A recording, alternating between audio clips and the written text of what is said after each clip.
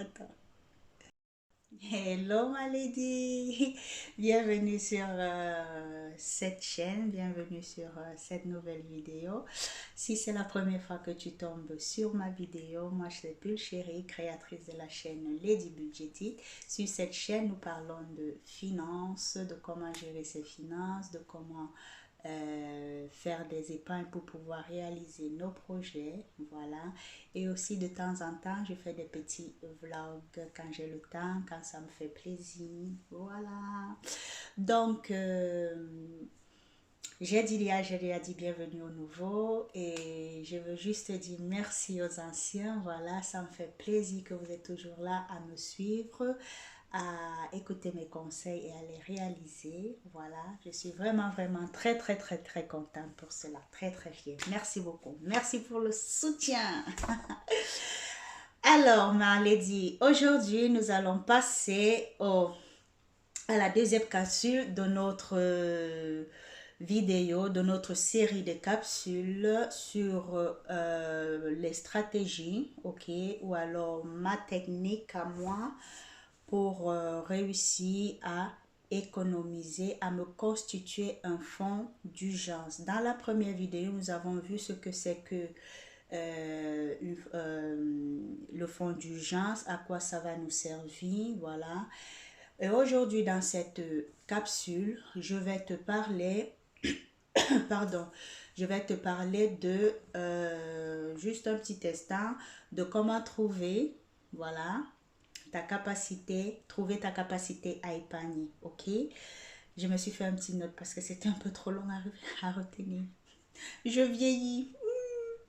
Donc, ma question pour toi, ça serait celle-là aujourd'hui de te demander comment est-ce que tu peux faire pour, euh, pour te constituer, voilà, un fonds d'urgence.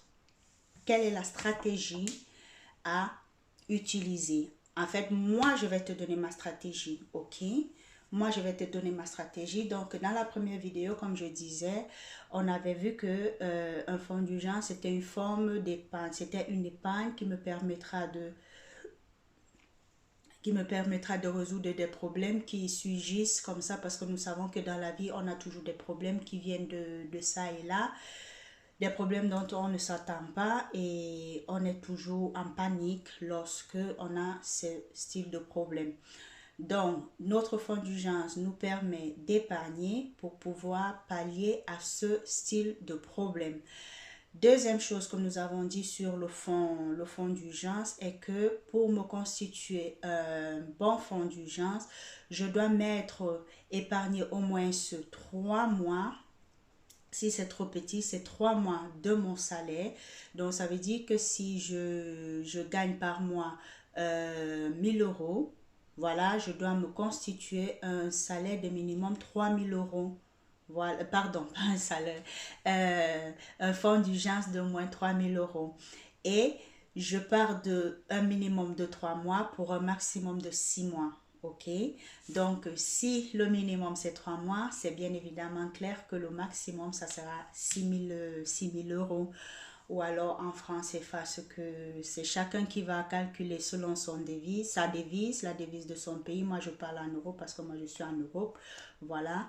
Donc aujourd'hui, quelle est ma stratégie? Ok.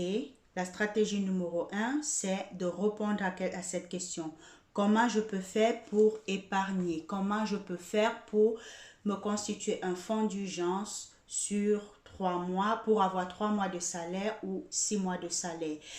Pour moi, ma stratégie numéro une, ou alors ma technique numéro une est celle-là, euh, d'utiliser mon défi de 5 euros. Voilà, le défi de 5 euros, elle consiste en quoi? Le défi de 5 euros consiste à mettre à chaque fois que tu as un billet de 5 euros, à le mettre de côté.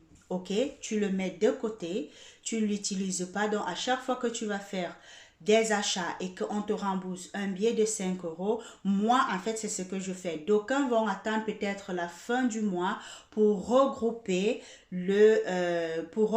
pour rassembler les 5 euros qui les restent, voilà, de leur budget du mois. Par contre, pour moi, à chaque fois, pardon, de ce moi, voilà.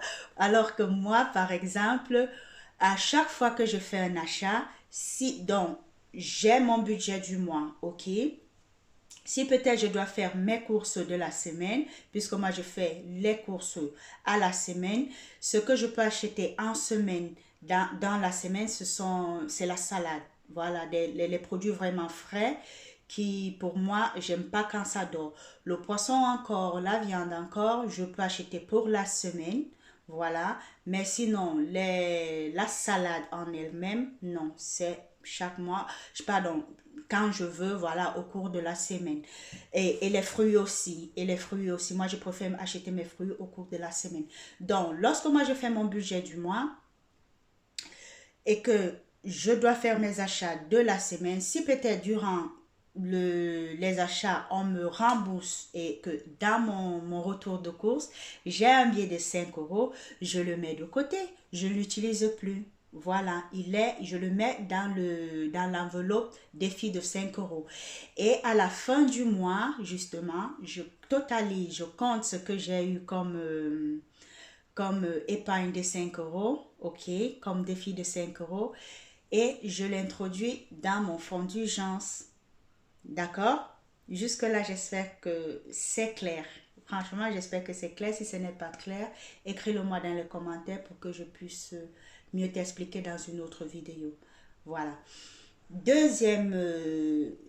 la première vidéo où je vous parlais, où je te donnais la définition du fonds d'urgence, je t'avais dit que j'avais introduit une nouvelle technique. Pourquoi j'ai introduit cette nouvelle technique? Parce que moi, personnellement, j'ai envie de me constituer un fonds d'urgence au moins de 6 mois, donc 6 mois de salaire. Dans mes vidéos, tu vas constater que je ne te montre jamais mon salaire et peut-être très peu, peut-être dans 2 vidéos, j'ai montré mon salaire. Pourquoi? Parce que j'ai pas envie de frustrer certaines personnes, ok? Certaines personnes sont encore comment dire, l'argent, c'est encore très tabou. C'est dommage, mais c'est aussi pour me protéger moi. Voilà, parce que nous savons très bien que dès qu'on voit comment est-ce que, quand tu, voilà, c'est tout le monde qui va venir, oh, j'ai besoin d'argent, oh, s'il te plaît, prête-moi. Et moi, je ne supporte pas, je peux te dire, je ne supporte pas quand on fait des prêts. Non, parce que moi-même, je ne fais pas moi, je ne fais pas des prêts, désolé. Il faut toujours que mon chéri m'appelle à 7 heures, c'est terrible. Mais bon, ça, c'est bon. Moi, comme je disais tantôt, j'aime pas faire des prêts parce que faire des prêts, ça apporte toujours des problèmes. Voilà, ça apporte des problèmes parce que quand viendra le moment où tu devras me rendre mon argent, voilà, ça, où tu me fuis. En fait, je n'aime plus parce que moi, avant, je faisais des prêts. J'aimais bien aider, j'aimais bien faire des prêts, mais ça m'a toujours apporté des problèmes. Donc, j'ai décidé de ne plus. Je ne veux plus de faire de prêts. Non, non, non, non. Donc, comme je disais, moi, mon salaire, tu ne vas pas le voir. Et une autre, pourquoi aussi? Parce que moi, je travaille en freelance. Donc, mon salaire varie en fonction de ce que moi, de combien, de commandes et de combien j'ai travaillé au mois. OK? Donc, je préfère, parce que à chaque fois, changer tout ça, pour certaines personnes, ça embrudon. Voilà, c'est aussi un autre, comment dire, c'est aussi un autre point, c'est aussi une autre raison, pardon, pour laquelle moi, je ne présente pas mon salaire. Donc, par contre, pour ce nouveau fonds d'urgence que j'ai envie de me constituer, j'ai envie de me constituer un fonds d'urgence d'au moins ça sera trop, peut-être, quelqu'un va trouver que, oh, chérie, tu... Mais voilà, à chacun ses projets, à chacun ses buts.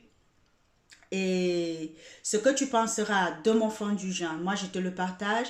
Et lorsque j'atteindrai cela, je te le partagerai toujours et j'espère que je vais l'atteindre avec toi. J'aimerais aussi que tu te lances ce défi. Fixe-toi un taux, fixe-toi un montant que tu vas atteindre comme fonds d'urgence et fais tout, vraiment fais tout pour l'atteindre. Moi, donc, comme je disais, j'ai envie de me constituer un fonds d'urgence de au moins 10 000 euros. OK? 10 000 euros, mais pas sur 6 mois, puisqu'il nous reste 6 mois. Par contre, 10 000 euros sur 4 ans. Est-ce que cela est possible? Oui, cela est clairement possible. Comment est-ce que je vais le faire? Ça serait pour une prochaine vidéo. OK? Je ne vais pas quand même tout te dévoiler maintenant. Donc, ce que je peux juste te dire, c'est que mon fonds d'urgence, pardon, j'ai comment on appelle ça, les remontées acides. J'ai des remontées acides et je souffre un peu de ça. Il y a de temps en temps, ça me vient de temps en temps, voilà, ça me laisse tranquille. C'est pour ça que de temps en temps, j'ai cette mine parce que ça remonte. Donc, comme je disais, moi, j'ai deux techniques. J'avais d'abord une technique qui était juste mes épargnes, mon défi de 5 euros. Et la deuxième technique, c'est que j'ai décidé que par mois, je devrais mettre une somme. OK, donc quand je prends mon salaire, je retire 250 euros que je mets de côté dans ce fonds d'urgence et avec mes défis 5 euros, sûrement avant les 4 ans, je vais réussir à arriver à 10 000 euros. Puisque si je continue mon défi de 5 euros, je peux, avec mes 250 euros par mois, ou c'est un exemple que je prends, tu vois, 250 euros, ça dépend de combien tu veux mettre. Tu veux, comme je l'ai dit, tu veux épargner pour ton fonds d'urgence. Qu'est-ce que tu vas faire? Donc, je continue avec mon défi de 5 euros et chaque mois, automatiquement, je vire une somme. Ça peut être 100 euros, 150, 200, 250 euros. Voilà, tu fais les calculs, tu essayes de diviser la somme que tu veux faire, que tu veux atteindre, pardon, sur le nombre de temps que tu t'es donné, ok? Et chaque mois, voilà, tu mets de côté cette somme-là, ok? Donc, j'espère que la vidéo t'a plu. Je vais m'arrêter ici. J'espère que mes explications t'ont aidé. J'espère que je me suis fait comprendre. Je t'ai donné mes deux techniques.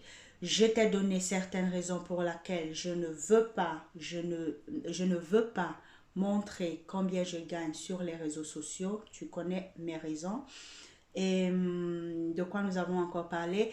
Nous sommes encore revenus sur la définition du fonds d'urgence, le pourquoi il faut le constituer. Donc, j'espère vraiment que cette vidéo t'aura plu. N'hésite pas à me laisser un petit commentaire. Si ça t'a plu, tu me laisses un petit pouce. Si ça ne t'a pas plu, tu me laisses un pouce en bas. Et s'il y a des choses à m'améliorer, j'aimerais des critiques constructives, pas des critiques juste pour critiquer, pour faire mal. Non, ça ne nous aide pas parce que ici, là, c'est l'amour. Ici, on est là pour s'entraider. Donc, comme on a l'habitude de se saluer, plein de bisous. Tu passes une très bonne journée. Si tu me regardes en journée, une très belle soirée. Si tu es couché dans ton lit en train de regarder cette vidéo, voilà. Et surtout, prends soin de ton, même si c'est 2 euros, c'est toujours l'argent. Ne blague pas, 2 euros, les centimes, c'est toujours de l'argent.